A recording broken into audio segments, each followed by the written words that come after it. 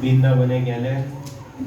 সবাই আমার পরে পরে বলবেন, পূর্বেশী মাধবপুরী আইলা বৃন্দাবন, ভ্রমিতে ভ্রমিতে গেলা গিরি গোবর্ধন। তো ছিল মাধবেন্দ্র পুরীপাদ, তিনি বৃন্দাবন ধাম দর্শনে গেলেন। আর বৃন্দাবন ধামে 12টা বন আছে, 12টা উপবন আছে। তা দর্শন করার পর গিরিরাজ গোবর্ধনে গেলেন। আর গোবর্ধনে গিয়ে কি করলেন? শৈল পরিক্রমা করি গোবিন্দ কুণ্ডে আসি, স্নান করি বৃক্ষতলে আছে সন্ধ্যায় বসি। তা গিরিরাজ গোবর্ধনকে পরিক্রমা করলেন। পরিক্রমা করে গোবিন্দ কুণ্ডের শীতল জলে অবগাহন করলেন, স্নান করলেন। স্নান করে একটি বৃক্ষের নিচে বসে ভগবানের দিব্য নাম হরে কৃষ্ণ কৃষ্ণ কৃষ্ণ হরে হরে, হরে রাম রাম রাম হরে হরে, ভগবানের পবিত্র নাম জপ করতে শুরু করলেন। আর এই যে গোবিন্দ কুণ্ড, গোবিন্দ কুণ্ডের কিভাবে সৃষ্টি হয় তা আপনারা সবাই জানেন। দেবরাজ ইন্দ্রের পূজা যখন ব্রজবাসীরা বন্ধ করে দেয় ভগবান কৃষ্ণের নির্দেশে, তখন দেবরাজ ইন্দ্র কি করলেন? যে আমি ব্রজবাসীদের হত্যা করব, একজনকেও বাঁচিয়ে রাখবো না। এইভাবে ব্রজভূমিতে ঝড় বৃষ্টি বজ্রপাত দিতে শুরু করলেন। ভগবান কৃষ্ণ তখন কি করলেন? ব্রজবাসীদের অনুরোধে গিরিরাজ গোবর্ধনকে তার বাম হাতের ক্রিয়াঙ্গলের উপর ধারণ করে ব্রজবাসীদের তার নিচে আশ্রয় প্রদান করেছিলেন। আর তারপর 7 দিন 7 রাত দেবরাজ ইন্দ্র তার সমস্ত শক্তি প্রয়োগ করার পরে বুঝতে পারলেন যে সম্ভব নয়। ইনি কোনো সাধারণ ব্যক্তি নন, ইনি সাক্ষাৎ পরমেশ্বর ভগবান। আর ভগবানের সামনে আমি কোন মুখ নিয়ে যাব যে আমাকে ইন্দ্র বানিয়েছে? আমি কি করে যাই? দেবরাজ ইন্দ্র খুব চালাক, রাজনীতিতে পারদর্শী। যে ভগবানকে কি করে সন্তুষ্ট করা যায়, গেলেন বৈকুণ্ঠে সুরভি গাভীর কাছে। সুরভি গাভীর শরণাপন্ন হলেন। সুরভি গাভী গোমাতা, এমনিতে মাতৃসিংহ। গোমাতা বললেন, ঠিক আছে, আমি তোমাকে অপরাধ থেকে বাঁচিয়ে দেব। সুরভি গাভী বৈকুণ্ঠ থেকে স্বর্গে আসলেন। আর তারপর দেবরাজ ইন্দ্র সেই সুরভি গাভীর লেজ ধরলেন। লেজ ধরে ধরে স্বর্গ থেকে দেবরাজ ইন্দ্র নামছেন। দেখুন, স্বর্গের রাজা আজকের ভগবানকে সন্তুষ্ট করবার জন্য কার লেজ ধরছে? গোমাতার লেজ ধরছে। সেই জন্য শাস্ত্রে বলছেন, এই ভব সমুদ্র বৈতরণী নদী, তা যদি আমরা পার হতে চাই তাহলে গোমাতার লেজ ধরতে হবে, মানে গোমাতার সেবা করতে হবে। এই কুকুরের লেজ ধরলে হবে না। যে কুকুরের লেজকে আপনি যতই সোজা করার চেষ্টা করুন, সে সোজাই হবে না, বেঁকে থাকবে। তেল ঘি দিয়ে মালিশ করে 1 মাস লাঠি দিয়ে বেঁধে রাখুন, তারপর ছেড়ে দিন, সেই বেঁকে যাবে। তো সেই লেজ মানুষ ধরে আছে। আর গোমাতার সেবা তারা ভুলে গেছে। এই হচ্ছে মানুষের পরিস্থিতি। অতএব গোমাতার লেজ ধরছেন কে? স্বর্গের রাজা ইন্দ্র। আর সেই লেজ ধরে ধরে গোবর্ধনের পাশে নামলেন। যে জায়গায় নেমেছিলেন সেই গ্রামের নাম হয় ইন্দ্রলী। দেবরাজ ইন্দ্রের নাম অনুসারে তিনি ল্যান্ড করেছিলেন। আর সেখানে ইন্দ্ররেখা সখীর জন্ম হয়। এইভাবে ইন্দ্রলী গ্রামে দেবরাজ ইন্দ্র নামলেন। নামার পরে আর মাথা তুলে দাঁড়াননি। সুরভি গাভীর লেজ ধরে ঝুলে আছেন। সুরভি গাভী তাকে টানতে টানতে গোবিন্দ কুণ্ডে নিয়ে আসলেন। মানে দেবরাজ ইন্দ্র তিনি আর মাথা তুলে দেখছেন না, তিনি পাশ্চিত্য করছেন কিভাবে না, সুরভি গাভী আমাকে এই কাঁটার উপর দিয়ে, পাথরের উপর দিয়ে টেনে নিয়ে যাক, তার মাধ্যমে আমার পাশ্চিত্য হবে। এইভাবে সুরভি গাভীর লেজ ধরে ঝুলে আছেন, আর সুরভি মাতা টানতে টানতে তাকে নিয়ে আসলেন গোবিন্দ কুণ্ডের তটে। মানে গোবিন্দ কুণ্ড তখন ছিল না, ফাঁকা জায়গা।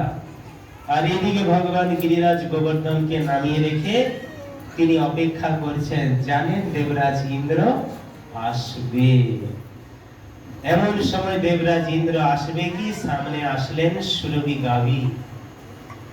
সুরভি গাভীকে দেখে ভগবান অত্যন্ত প্রসন্ন হলেন। আর সুরভি গাভী কৃষ্ণকে দেখে কৃষ্ণের চরণ চাটতে শুরু করলেন, গা চাটতে শুরু করলেন, কৃষ্ণকে আদর করছেন।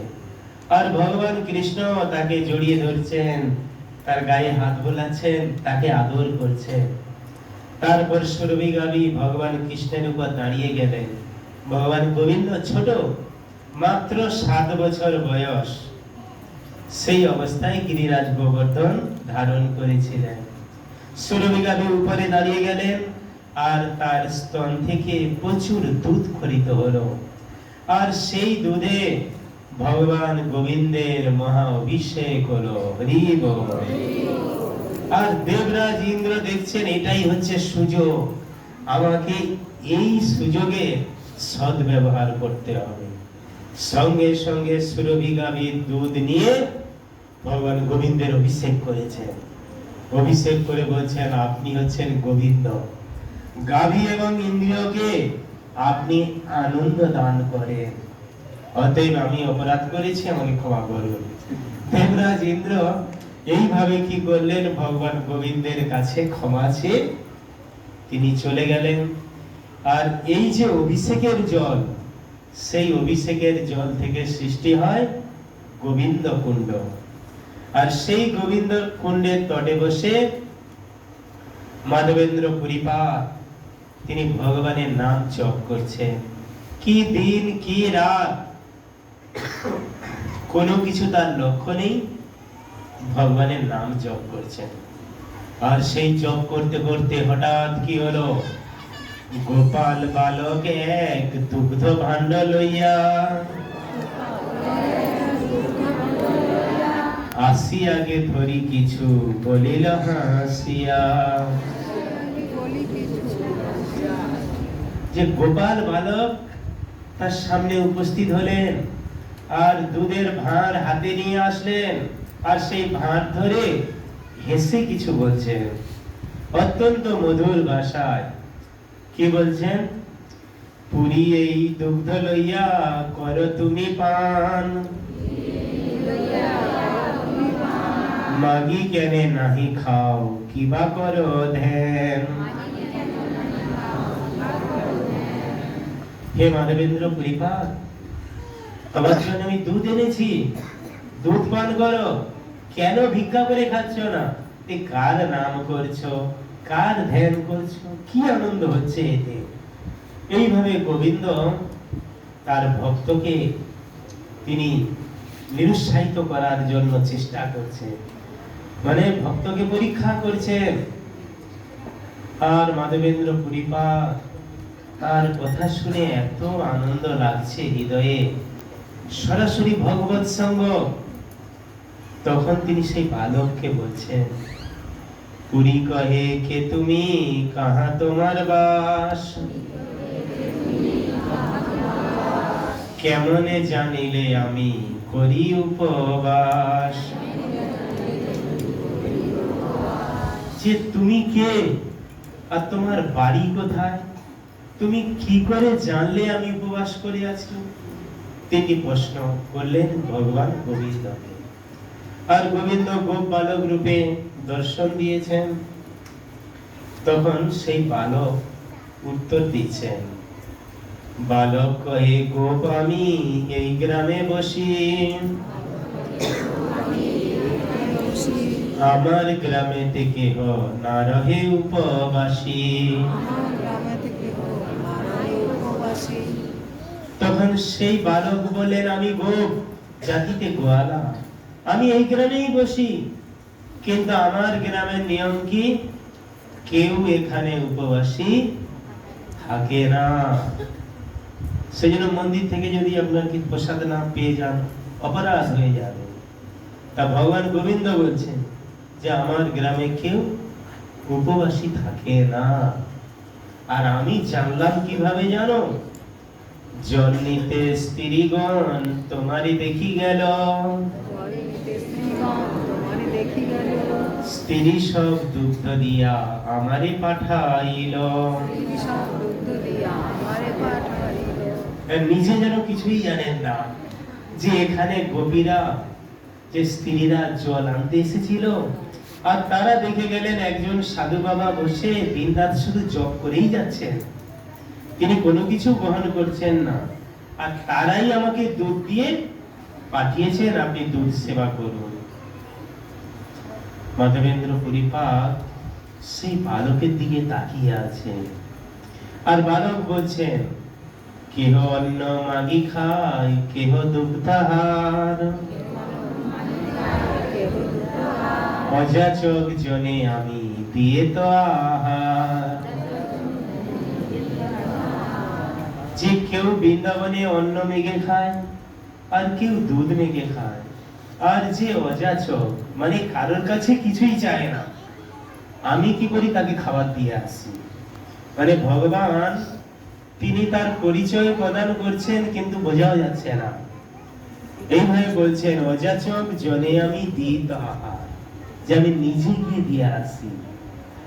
তো এইভাবে বালক বলেই যাচ্ছেন, আর মাধবেন্দ্র পরিপাত বালকের সৌন্দর্যে পুরীর হইল সন্তোষ, আলোকে সৌন্দর্য পুরী হইল সন্তোষ। তাহার মধুর বাক্যে গেল ভোগ শোষ। তাহার বুকে কেন ভোগ-শোষ। বালকের সৌন্দর্যে পুরীর হইল সন্তোষ। বালক দেখতে এত সুন্দর, তা দেখে মাধবেন্দ্র পরিপাদের চোখ যেন অমৃত পান করছে, আর তার মধুর কথায় কান যেন অমৃত পান করছে। তিনি এই জগতের সব কিছু ভুলে গেছেন, আর সেই ভগবানের অপূর্ব মধুরিমা চোখ দিয়ে পান করছেন, আর সেই মাধুর্য মণ্ডিত অত্যন্ত মধুর ভাষা কান দিয়ে শ্রবণ করছেন, আর অপলক নয়নে বালকের দিকে তাকিয়ে আছেন। কিন্তু বালক খুব চালাক, তিনি বেশি সময় থাকতে চাইছেন না, যে তাড়াতাড়ি চলে যাবেন। সঙ্গে সঙ্গে মাধবেন্দ্র পরিপাতকে বললেন, গোদহন করিতে চাহি, শীঘ্র আমি যাব, আর বার আসি আমি এই ভাণ্ড লইব। যে আমাকে গোদহন করতে যেতে হবে, আমি বেশি সময় এখানে থাকতে পারবো না, তুমি দুধ পান করে ভাতটা রাখো, পরে এসে আমি ভাতটা নিয়ে যাব। এইভাবে কি করলেন, মাধবেন্দ্র পরিপাদের হাতে ভার ধরিয়ে দিলেন, দিয়ে বালক সঙ্গে সঙ্গে চলে গেলেন। আর যেই চলে গেলেন, মাধবেন্দ্র পরিপাত দুধ পান করেছেন, আর যেই দুধ পান করেছেন, দুধের স্বাদ দেখেই বুঝতে পেরেছেন, এ তো এই জগতের দুধ নয়, সাক্ষাৎ গোলকপতি ভগবান কৃষ্ণ এসেছিলেন আমাকে দুধ পান করাতে। যে কৃষ্ণকে দেখিনি মুই নারীনু চিনিতে, যে পরম পুরুষোত্তম ভগবান আসলো আমাকে দুধ পান করানোর জন্য, আমি তাকে চিনতে পারলাম না, আমি কিরকম ভক্ত। এইভাবে নিজে শোক করতে থাকেন, আর দুধ পানের ফলে শরীরে অষ্ট সাত্বিক বিকার দেখা দেয়। কখন ধুলাতে গোড়াগড়ি দিচ্ছেন, কখন উচ্চস্বরে ভগবানের দিব্য নাম হরে কৃষ্ণ কৃষ্ণ কৃষ্ণ হরে হরে, হরে রাম রাম রাম রাম হরে হরে। আর কখন বড্ড হাসি দিচ্ছেন, কখন লাভ দিচ্ছেন, এইভাবে অষ্টসাত্ত্বিক বিখ্যাত। আর তার ফলে এইভাবে কি হলো, প্রায় সারা রাত, মানে ভগবানকে দেখলে কি আর নিদ্রা আসে? ক্ষুধা তৃষ্ণা কি আর বিচলিত করতে পারে? এমনিতে তো তিনি ভগবানের পরম ভক্ত। এইভাবে কি হলো, মাধবেন্দ্র পুরীপাদ তার চোখের সামনে সেই বালকের যে অপূর্ব মাধুর্য মণ্ডিত রূপ সব সময় ভাসতে থাকলো, আর তার মধুর কথা যেন নিরন্তর কানে শ্রবণ করেই যাচ্ছেন, সেই কথা যেন শুনতে পাচ্ছেন, এরকম দিব্য আনন্দ অনুভব হচ্ছে, আর চোখে নিদ্রা আসছে না। আর তারপরে ধীরে ধীরে শরীর ক্লান্ত হয়ে গেল। প্রায় ভোরের দিকে বসি নাম লয় পুরী, নিদ্রা নাহি হয়। শেষ রাত্রে তন্দ্রা হইল, বাহ্যবৃত্তি লয়। তা ভগবানকে দর্শন করার পর এই ক্ষুধা তৃষ্ণা আর আসে নাকি? সেই জন্য কি হলো, মাধবেন্দ্র পুরীপাদ তার শরীর ধীরে ধীরে ক্লান্ত হয়ে আসলো, আর চোখে ঘুম আসছে না। বসে বসে ভগবানের নাম এই মন্দ মন্দ ভাবে জপ করতে শুরু করলেন, আর নিদ্রা আসছে না। কিন্তু শরীর অতিরিক্ত ক্লান্তের জন্য তন্দ্রা ভাব এসে গেল। তন্দ্রা ভাব যখনই এসেছে, এমন সময় সেই বালক তার কাছে উপস্থিত হলেন। উপস্থিত হয়ে বললেন, বহুদিন তোমার পথ করি নিরীক্ষণ, কবে আসি মাধব আমা করিবে সেবন। হে মাধবেন্দ্র পুরীপাদ, তোমার জন্য আমি দীর্ঘদিন অপেক্ষা করছি, কবে আমার শুদ্ধ ভক্ত মাধবেন্দ্র পুরীপাদ আসবে আর আমাকে উদ্ধার করবে, আমার জন্য সুন্দর মন্দির নির্মাণ করবে, আর আমাকে প্রতিষ্ঠা করবে, আর আমি জগৎবাসীকে দর্শন দিয়ে উদ্ধার করব। হরি বল। মাধবেন্দ্র পুরীপাদের মনে কৌতূহল হলো, আপনাকে উদ্ধার করবে মানে? হ্যাঁ, আমাকে 5000 বছর পূর্বে বজ্রনাভ প্রতিষ্ঠা করেছিলেন, আর সেই সেবা পূজা চলে আসছিল। হঠাৎ যবনেরা যখন আক্রমণ করে, তখন আমার যে সেবক ছিলেন আমাকে কুঞ্জের মধ্যে লুকিয়ে রেখে নিজের জীবন নিয়ে পালিয়ে গেছে। তবে থেকে আমি ভালো করে স্নান করিনি, অনেকদিন কোনো কিছু আহার করিনি, জল পান করিনি। আমি খুব ক্ষুধার্ত, খুব তৃষ্ণার্ত। আমাকে তুমি এই কুঞ্জ থেকে উদ্ধার করো, উদ্ধার করে আমাকে প্রতিষ্ঠা করো। এইভাবে সেই কুঞ্জ দেখালেন মাধবেন্দ্র পুরীপাদকে। আর মাধবেন্দ্র পুরীপাদ তার যখন সেই নিদ্রা ভঙ্গ হলো, দেখলেন সামনেই সেই জায়গা। সঙ্গে সঙ্গে ব্রজবাসীদের ডাকলেন, তোমাদের গ্রামের গোবর্ধনধারী এখানে অবস্থান করছে, তোমরা সবাই এসো। সবাই বিভিন্ন প্রকারের তরবারি, কোদাল এইসব নিয়ে আসলেন। নিয়ে এসে মাটি খনন করলেন, আর সেখান থেকে প্রাপ্ত হলেন গিরিধারী গোপাল কি। তো সেখান থেকে ভগবান গিরিধারী গোপাল প্রাপ্ত হলেন। তা যে গোপাল বিগ্রহ 5000 বছর পূর্বে বজ্রনাভ প্রতিষ্ঠা করেছিলেন, সেই বিগ্রহ এরকম হাত উপর দিকে গিরিরাজ গোবর্ধনের মতো তুলে আছে, আর ডান হাত কোমরে দিয়ে আছে। তা সেই অবস্থায় সেই বিগ্রহ সেখান থেকে প্রাপ্ত হলেন। আর তারপর ব্রজবাসীদের মাধ্যমে বিগ্রহ উপরে নিয়ে আসলেন। নিয়ে এসে একদিনে কি আর মন্দির হয়ে যাবে? মন্দির তো সময় লাগে। সেই জন্য বড় একটি পাথরের উপর প্রতিষ্ঠা করে প্রথমে ভগবানও বলেছিলেন, আমাকে গোবিন্দ কুণ্ডে 100 কলসি জল দিয়ে মহা অভিষেক করো, পঞ্চমৃত পঞ্চ গব্য দিয়ে আমার অভিষেক করো। এইভাবে ভগবান নির্দেশ দিয়েছিলেন। সেই অনুসারে মাধবেন্দ্র পুরীপাদ কি করলেন? পঞ্চগব্য পঞ্চমৃত দিয়ে ভগবান গোবিন্দের অভিষেক করলেন, আর 100 কলসি জল দিয়ে মহা অভিষেক করলেন। সেজন্য ভগবানের দুটি জিনিস খুব প্রিয়, এক হচ্ছে অভিষেক আর এক সিঙ্গার। ভগবানকে খুব সুন্দর করে সাজানো আর তাকে অভিষেক করা করলে ভগবান অত্যন্ত প্রসন্ন হন।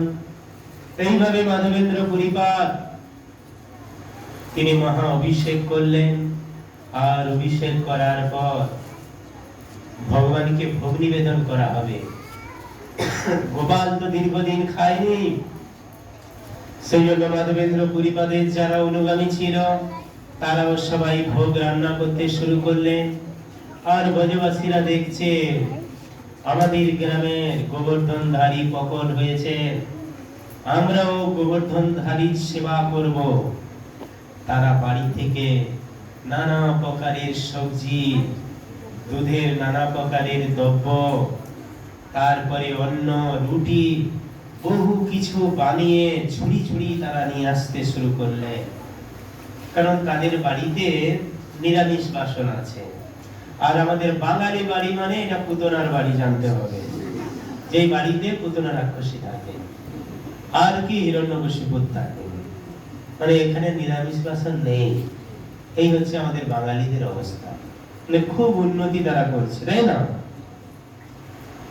কিন্তু ব্রজবাসীদের দেখুন, যেই ভগবান গিরিধারী গোপাল প্রকট হয়েছেন, ব্রজবাসীদের বলতে লাগলো না, তারা বাড়ি থেকে নানা প্রকারের দ্রব্য বানিয়ে নিজেরা ঝুড়ি থেকে, মানে ঝুড়ি ভর্তি করে নিয়ে আসছে।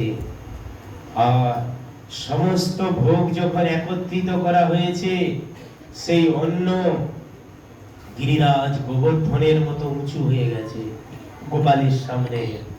প্রচুর ভোগ নিবেদন করা হয়েছে, বড় বড় জালাতে পানীয় দ্রব্য, আর তার বিশাল বড় বর্ণনা আছে। শুধু রুটিগুলি বর্ণনা করছেন, জনা 5-7 রুটি করে রাশি রাশি,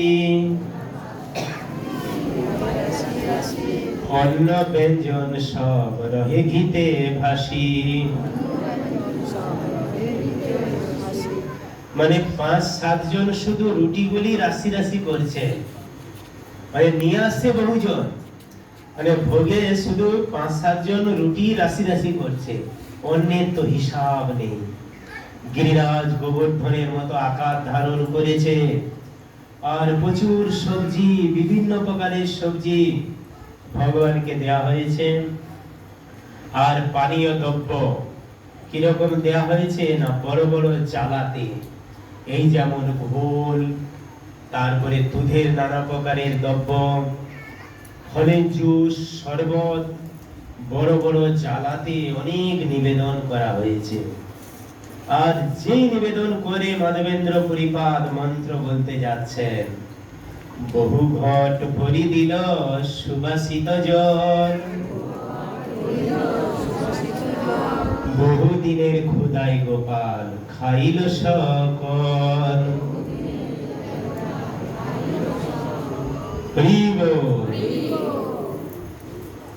তাই এত অন্ন ব্যঞ্জন সব নিবেদন করা হয়েছে, আর বড় বড় জালাতে পানীয় দ্রব্য নিবেদন করা হয়েছে।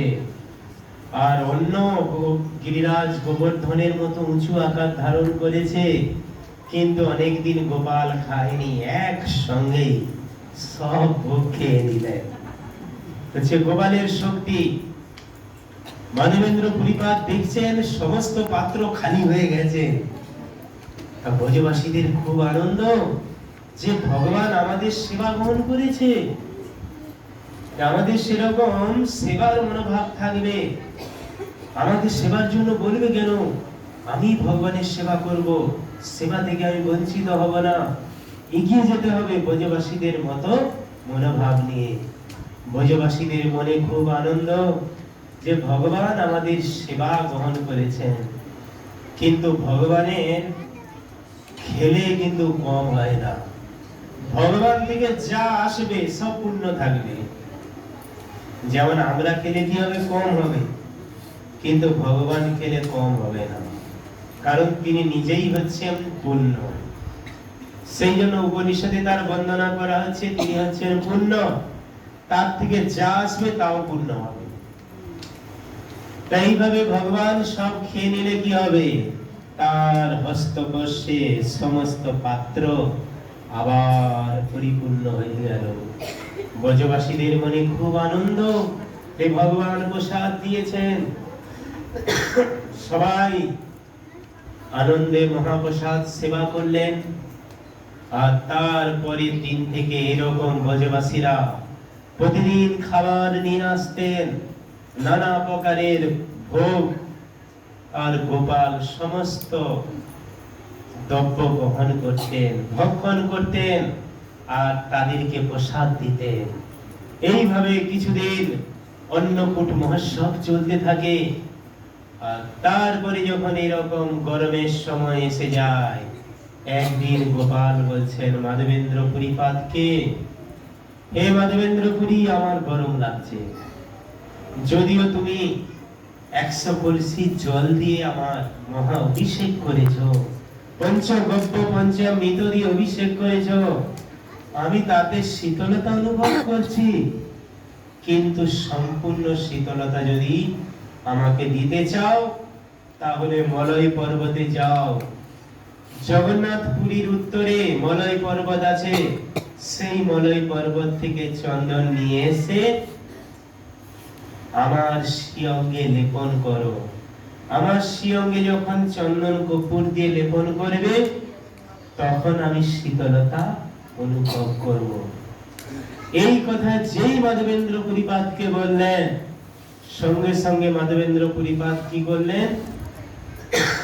অনেক বয়স, তা সত্ত্বেও আমি ভগবানের সেবা করব। এই যে সেবা করব যদি চিন্তাটা হয়, হাফ সেবা হয়ে যায়। আর অনেক শক্তি থাকতেও যদি আপনার চিন্তা না হয়, মন যদি তৈরি না হয়, আপনি সেবা করতে পারবেন না। সেই জন্য ভগবান গীতাতে বলছেন, মনমনা ভব, তোমার মনটাকে তৈরি করো আমার সেবা করবার জন্য। তোমার ক্ষমতার দরকার নেই, তুমি যদি চিন্তা করো যে আমার সেবা করবে, দেখবে সেই সেবা হাফ হয়ে যাবে। তার জন্য তোমার প্রথমেই যোগ্যতা হচ্ছে মনটাকে তৈরি করো। মনটাকে যদি তৈরি করতে পারো, কি আর্থিক ভাবে, কি দৈহিক ভাবে, কি মানসিক ভাবে, বাক্যের মাধ্যমে তুমি ভগবানের বাণী প্রচার করতে পারবে, ভগবানের সেবা করতে পারবে। সেই জন্য প্রাথমিক অবস্থা হচ্ছে তোমার মনটাকে তৈরি করো। প্রভুপাদ বলছে, না বলে কোনো কথা এই কৃষ্ণ ভাবনার ডিকশনারিতে নেই, যেটা হবে না। যে আমি হিরণ্যকশিপুর পুতনা থেকে যাব, আমি ভক্ত হতে পারবো না, এরকম না কথাটি এই কৃষ্ণ ভাবনামিতে নেই। প্রভুপাদ বলছেন এই ডিকশনারিতে নেই কৃষ্ণ ভাবনামিতে। অতএব আমাদের চেষ্টা করতে হবে, আমি ভগবানের সেবা করব, ভগবানের ভক্তি করব। আরে এত মানুষ যদি পারে, আমি কেন পারবো না? আমাকে চেষ্টা করতেই হবে। এইভাবে কি হলো, মাধবেন্দ্র পুরীপাদ সেই বৃদ্ধ বয়সে শ্রীধাম বৃন্দাবন থেকে হাঁটতে শুরু করলেন।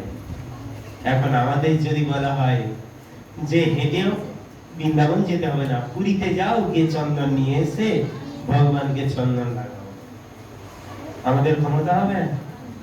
হবে কি? সেই জন্য ভগবান কাকে বলে? মানে ভগবান একটা ভরসা পায় যে একে যদি বলি আমার কাজটা হবে, না হলে দেখা গেল অলস কুড়িকে আমি বলবো, তো আমার কাজ হবে? সেই জন্য ভগবান কি করেন, এই গীতার জ্ঞানটা কাকে দিল? অর্জুনকে কেন মনোনীত করলেন? না, অর্জুনই প্রকৃত যে শিষ্য, সে জ্ঞানের যথার্থ উপপ্রয়োগ করতে পারবে। সেজন্য ভগবানেরও একটা মনোনীত যে ব্যক্তি থাকে, তাকে ভগবান সেই সেবার দায়িত্ব দেয়। সবাইকে দেয়? সবাইকে দিলেও পারবে না। এইভাবে মাধবেন্দ্র পুরীপাদকে যখন দিলেন, মাধবেন্দ্র পুরীপাদ সেই বয়সে হাঁটতে শুরু করলেন। আর হাঁটতে হাঁটতে বৃন্দাবন থেকে উপস্থিত হলেন মেদিনীপুর, উড়িষ্যার যে বর্ডার আছে রেমুনা, সেই রেমুনা গ্রামে উপস্থিত হলেন। সেখানে সুন্দর গোপীনাথের মন্দির। আর সেই গোপীনাথ মন্দির থেকে গোপীনাথের সম্মুখে নৃত্য গীত করলেন, গোপীনাথের নাম জপ করলেন। আর গোপীনাথের মহিমা কি সেখানে না, সেই গোপীনাথ কে বানিয়েছিল না, ত্রেতা যুগে যখন ভগবান রামচন্দ্র তিনি বনবাসী হয়েছিলেন, এই রেমুনাতে এসে কিছুদিন অবস্থান করছিলেন। সেখানে লক্ষণ আছে, সঙ্গে সীতা দেবী আছেন।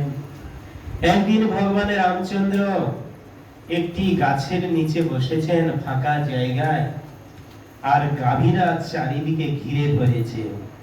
কে ভগবান রামচন্দ্রের চরণ চাটছে, কে ভগবান রামচন্দ্রের গা চাটছে। আর ভগবান রামচন্দ্র তাদের আনন্দ দেওয়ার জন্য গায়ে হাত বুলাচ্ছেন, জড়িয়ে ধরছেন। আর ভগবানের স্পর্শ পেয়ে তাদের মনেও প্রচুর আনন্দ।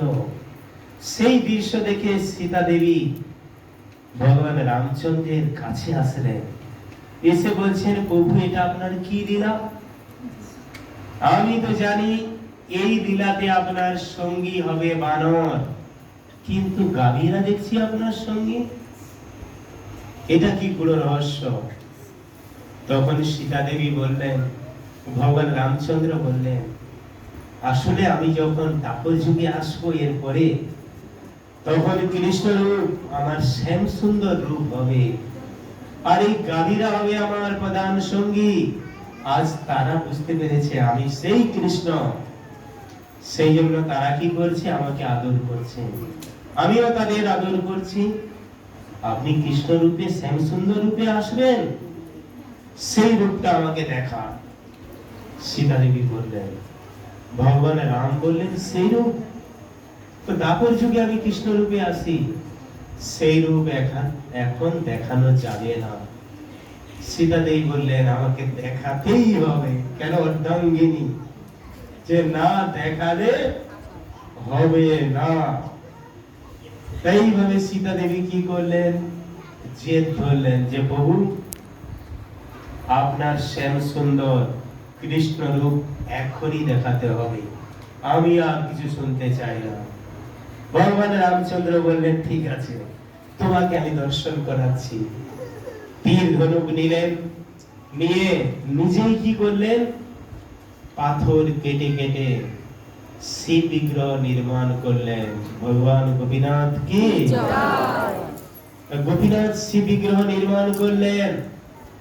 আর নির্মাণ করার পর সীতা দেবীকে দর্শন করালেন। সীতা দেবী বললেন, বাহ, খুব সুন্দর। ভগবান রামচন্দ্র, সীতা দেবী, লক্ষণ তারা নিজের হাতে সেবা করলেন, মানে তার প্রতিষ্ঠা করলেন ভগবান রাম, অভিষেক করলেন, পূজা করলেন, তাকে প্রতিষ্ঠা করলেন।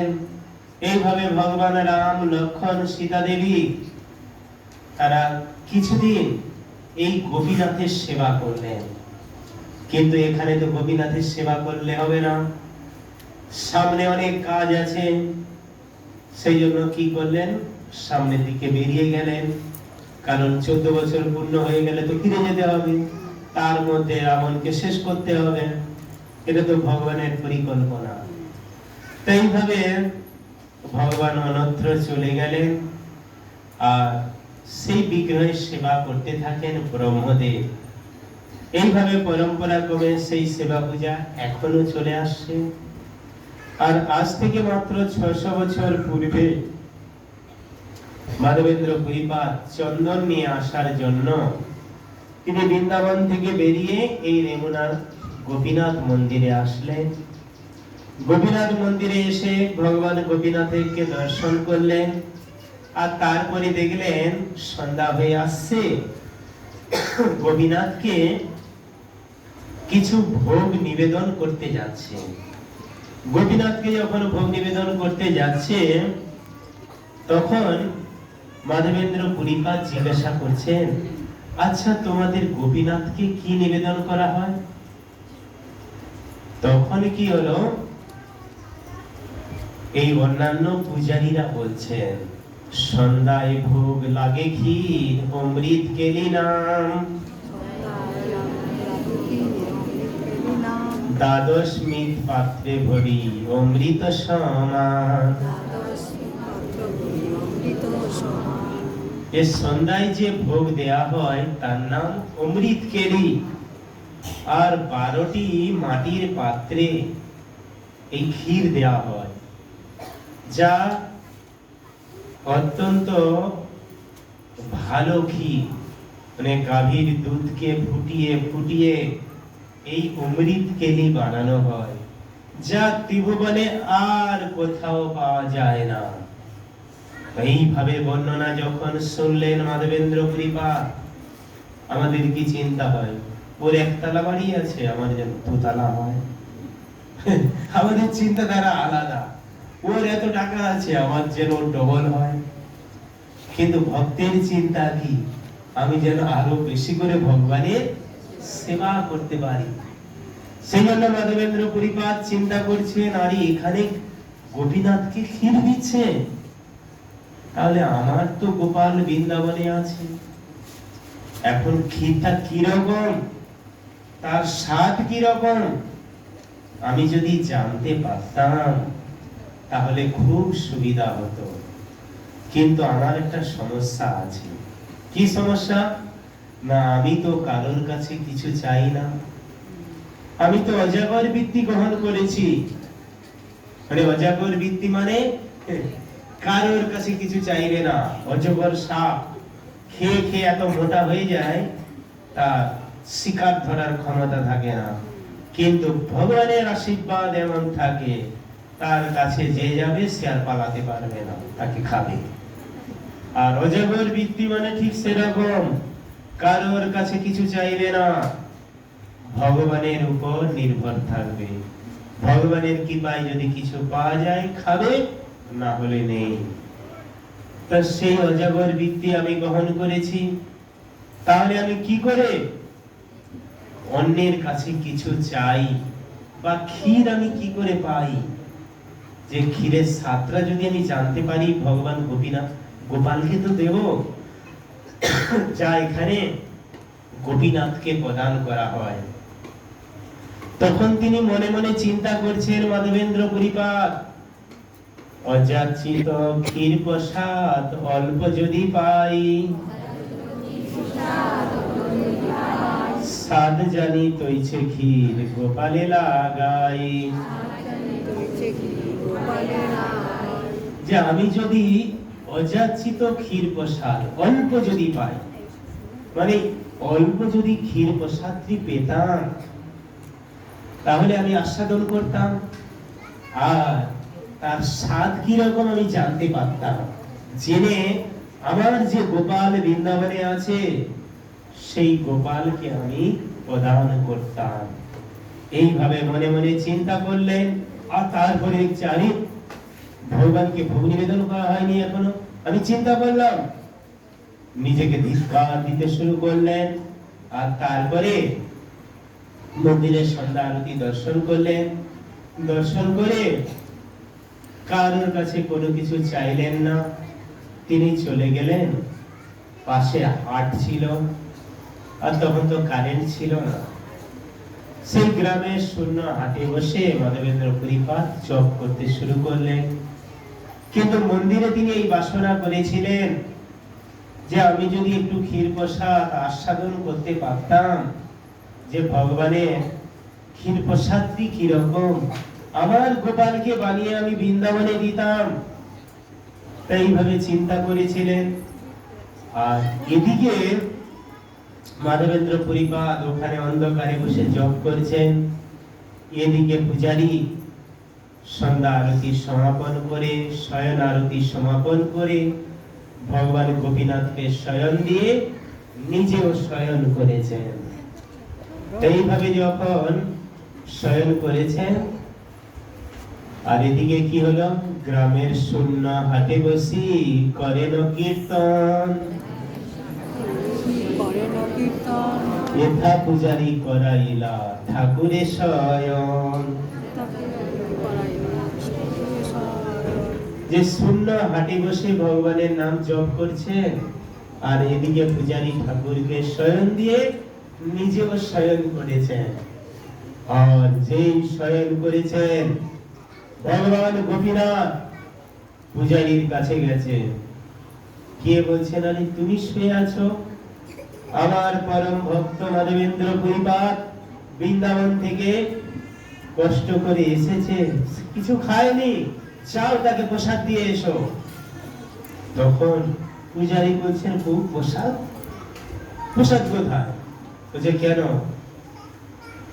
আমার প্রসাদ দেবে তাকে? প্রভু, আপনাকে যে 12টা ক্ষীর ভোগ নিবেদন করেছিলাম, তা তো অন্য ভক্তদের দেয়া হয়ে গেছে, আমরা তো খেয়ে নিয়েছি, কোথায় প্রসাদ আছে? ভগবান বলছে, দেখো, আমার ভক্তের কথা আমাকে চিন্তা করতে হয়, তুমি যাও মন্দিরে প্রবেশ করে আমার কাপড়ের আঁচল সরিয়ে দেখবে, সেখানে ক্ষীরের ভাঁড় রাখা আছে। তাই ভাবে ভগবান বললেন, তুমি যাও মন্দিরে প্রবেশ করে আমার কাপড়ের আঁচল সরাও, দেখবে আমার ভক্তের জন্য আমি ক্ষীর চুরি করে রেখেছি। সঙ্গে সঙ্গে পূজারী স্নান করে পবিত্র হয়ে মন্দিরে প্রবেশ করলেন, আর প্রবেশ করে যেই ভগবানের এই গোপীনাথের আঁচল সরিয়ে দেখলেন, সেখানে সম্পূর্ণ ভর্তি একটি ক্ষীরের ভাঁড় রাখা আছে। যার লাগি গোপীনাথ ক্ষীর কইল চুরি, অতএব নাম হইল ক্ষীর চোরা হরি। যে পূর্বে মাধব পুরীর লাগি ক্ষীর কইল চুরি, যে মাধবেন্দ্র পরিবারের জন্য ভগবান কি করলেন, তিনি চুরি করলেন, আর তার মাধ্যমে তিনি কি উপাধি লাভ করলেন, যে ক্ষীর চোরা গোপীনাথ। আগে নাম ছিল গোপীনাথ ভগবান রামের সময় থেকে, আর মাধবেন্দ্র পুরীর কাছ থেকে কি প্রাপ্ত হলেন, ক্ষীর চোরা গোপীনাথ। এইভাবে পূজারীর সঙ্গে সঙ্গে কি করলেন, ক্ষীরের ভাঁড়টি নিলেন, নিয়ে মনে খুব আনন্দ, আরে এতদিন ভগবানের সেবা করেছি, ভগবান আমাকে কোনোদিন কথা বলেনি, আজ এই মাধবেন্দ্র কৃপাত কিরকম ভগবানের পরম ভক্ত, যার জন্য ভগবান আমাকে নির্দেশ দিলেন, যাও তুমি এই ভক্তের সেবা করো, আমার কত সৌভাগ্য, আজ এরকম পরম বৈষ্ণবের দর্শন হবে। ক্ষীরের ভাঁড় নিয়ে তিনি কি করলেন, অগ্রসর হতে শুরু করলেন, আর অন্ধকারে ডাকছেন, কে ভাগ্যবান ব্যক্তি মাধবেন্দ্র পরিপাত শ্রীধাম বৃন্দাবন থেকে এসেছেন, দয়া করে আপনি সাড়া দিন। কিন্তু শব্দ তো শুনতে পেলেন না। আর তারপরে যখন কিছু দূর এগিয়ে গেলেন, শুনতে পেলেন মাধবেন্দ্র পরিপাদের জপ করার শব্দ, হরে কৃষ্ণ কৃষ্ণ কৃষ্ণ হরে হরে, হরে রাম রাম রাম হরে হরে। কাছে উপস্থিত হলেন, ষষ্ঠাঙ্গে দণ্ডবত প্রণাম করলেন, আর ক্ষীরের ভাঁড় ধরিয়ে দিলেন, যে আপনি কত ভাগ্যবান, আর আপনার জন্য আজ ভগবান আমার সঙ্গে কথা বলেছেন, আমাকে দর্শন প্রদান করেছেন। আমি এতদিন সেবা করতাম, কোনোদিন ভগবানের সাড়া পাইনি, অতএব আপনি কত প্রিয় ভগবানের, এই ক্ষীর নিয়ে আপনি আস্বাদন করুন। এইভাবে মাধবেন্দ্র পরিপাদের হস্তে অর্পণ করলেন, আর প্রণাম করে আশীর্বাদ নিয়ে পূজারী কি করলেন, মন্দিরে ফিরে আসলেন। আর মাধবেন্দ্র পরিপাদ তিনি নিজেকে চিন্তা করলেন, গোপীনাথ কত কৃপালু, আমার জন্য তিনি চোর উপাধি নিলেন। আর তারপরে কি করলেন, ক্ষীর খেলেন, খেয়ে ক্ষীরের পাত্রটি ভেঙে টুকরো টুকরো করে নিজের কাপড়ের আঁচলে বেঁধে রাখলেন। যে গোপীনাথ তার নিজের হাতে এই মাটি ভাঁড় চুরি করেছেন, যা ক্ষীর ভর্তি ছিল, তার এক টুকরো করে প্রতিদিন খেতেন আর গোপালের লীলা স্মরণ করতেন। মানে মাটির ভাঁড় পর্যন্ত ফেলেননি। এইভাবে মাধবেন্দ্র পুরীপাদ যে গোপালের প্রসাদ তিনি এইভাবে সেবা করেছেন। আর তারপরে চিন্তা করছেন, আমি যদি এখানে থাকি, সকাল হলেই কি হবে, গ্রামবাসীরা সবাই এসে যাবে, এসে বলবে, বাহ তুমি কত বড় ভক্ত, তোমার মতো এত বড় ভক্ত হয়নি কেউ। সবাই প্রণাম করবে, আমার গুণগান গাইবে, তাতে কি হবে, আমার ভক্তি নষ্ট হবে। আর এই লাভ পূজা প্রতিষ্ঠা মান সম্মান সুপারির বিষ্ঠা, এই সমাজে আমরা যে মান সম্মান যে আকাঙ্ক্ষা করি, এগুলো কি সব শুকরের বিষ্ঠার মতো। মানে শুকর সবচেয়ে নোংরা খায়, তার বিষ্ঠা, তার মলমূত্র কিরকম হবে।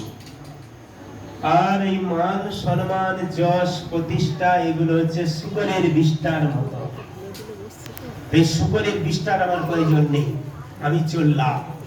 এই গ্রামবাসীরা কেউ আসার আগেই আমাকে এখান থেকে চলে যেতে হবে, ভোর হওয়ার আগেই আমাকে পুরী থেকে বেরিয়ে যেতে হবে, মানে রেমুনা থেকে পুরী থেকে রওনা হতে হবে। এই চিন্তা করে গভীর রাতে মাধবেন্দ্র পুরীপাদ হাঁটতে শুরু করলেন।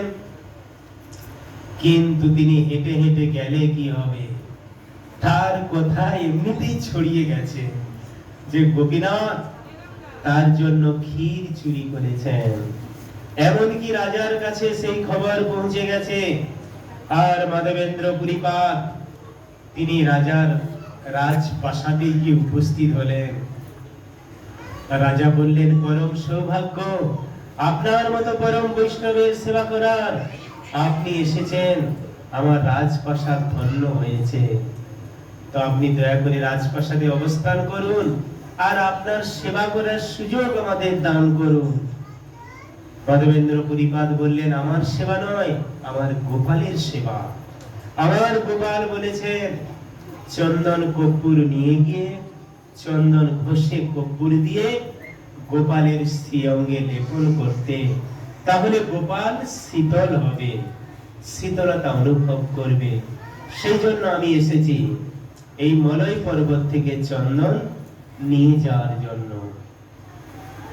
এইভাবে যখন মাধবেন্দ্র পুরীপাদ বললেন, রাজা বললেন, আপনার কোনো চিন্তা করতে হবে না, আপনি রাজপ্রাসাদে থাকুন আর আমাদের শুধু কৃপা করুন, আমি সব ব্যবস্থা করে দিচ্ছি।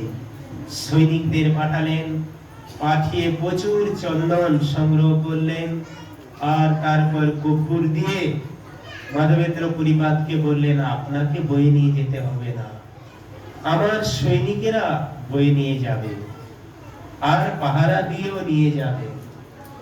এইভাবে কি হলো, জগন্নাথ পুরী থেকে উত্তরে মলয় পর্বত ছিল, যা এখন মালয়েশিয়াতে পড়েছে, আর সেখানে কাডারের কারখানা হয়েছে।